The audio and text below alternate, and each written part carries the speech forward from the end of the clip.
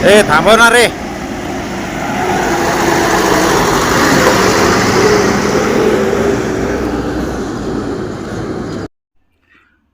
अवैध वाळू वाहतुकीवर कारवाईसाठी गोपनीय पथके. अवैधरित्या होणारी वाळू वाहतूक रोखण्यासाठी व कारवाया करण्यासाठी महसूलचे गोपनीय पथक तैनात करण्यात आले आहे. यात अवैध वाळू वाहतूक करणाऱ्यावर कारवाई केल्या जात आहेत. दरम्यान 3 दिवसापूर्वी आपेगाव साष्टपिंपळगाव शिवारात कारवाई करण्यात आली.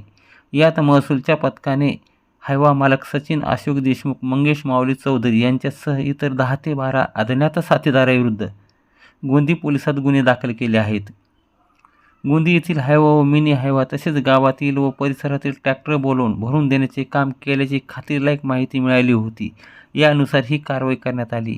अंदाजे 30 ते 40 ब्रास वाळूची विनापरवाना बेकायदेशीररित्या चोरटी विक्री केल्याचे निष्पन्न झाले आहे.